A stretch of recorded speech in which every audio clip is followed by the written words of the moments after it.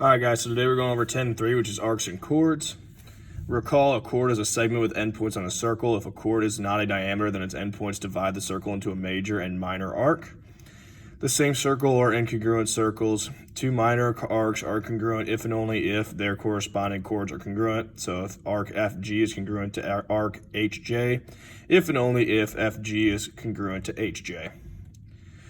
A proof for you. I'm not going to read through that, but you guys can look at that later if you want to. Two bisecting arcs and chords. If a line segment or ray divides an arc into two congruent arcs, then it bisects the arc. Arc bisectors in the figure below. FH is an arc bisector of arc FG, which is this circle right here. Okay, this is a bisector of arc JG. If a diameter or radius of a circle perpendicular to a chord, then it bisects the chord and its arc. So if diameter AB is perpendicular to chord XY, then XZ is congruent to ZY, and arc XB is congruent to arc BY. The perpendicular bisector of a chord is a diameter or radius of the circle. So if AB is a perpendicular bisector of chord XY, then AB is a diameter of circle C. In addition to theorem 10.2, you can use the following theorem to determine whether two chords in a circle are congruent. So we've got if in the same circle or incongruent circles, two chords are congruent if and only if they're equidistant from the center. So FG is congruent to HJ if and only if LX is equal to LY. And let's do some examples here. So our examples, first ones we're just finding X. So X is this arc here, okay? Since we know this degree is 93, we know that this arc is also 93. And since we have that these two lines are congruent, we know that this arc will be 93. So X equals 93 degrees. For number 2, we've got that this whole arc is 220. Okay, and we have these sides are congruent, which means these arcs are congruent.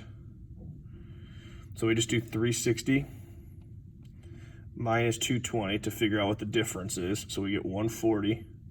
So that means these arcs are 140. So we divide it by 2. So that one of those arcs is 70.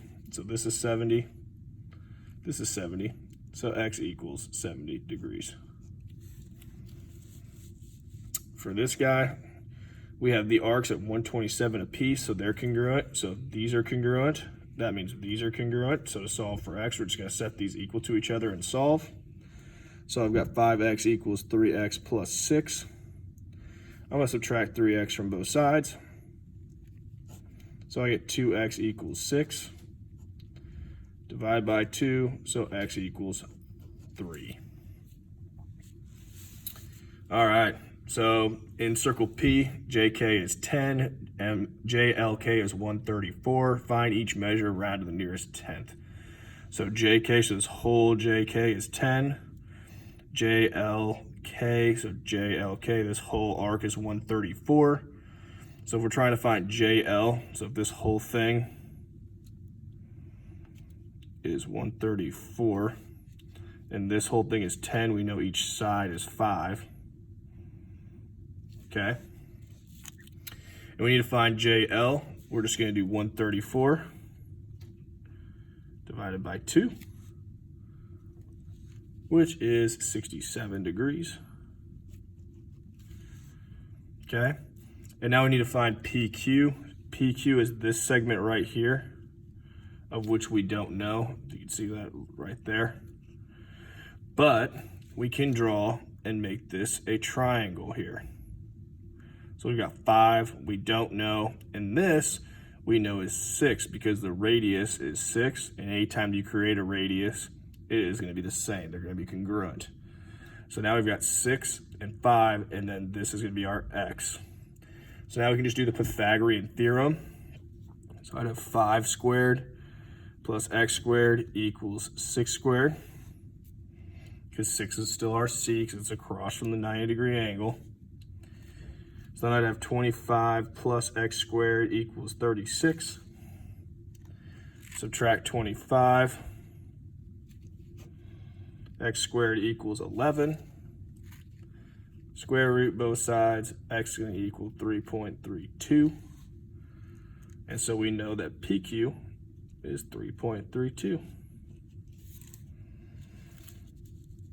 And the last one, in circle J, GH equals 9, KL equals 4x plus 1, find x. So this side is 9, 9. This side is 4x plus 1. Since these are congruent, the 5 and the 5, we know that these two sides will be congruent. So I've got 9 equals 4x plus 1 to solve for x. Subtract 1, 8 equals 4x. Divided by 4, so 2 equals x. And that is all for 10.3.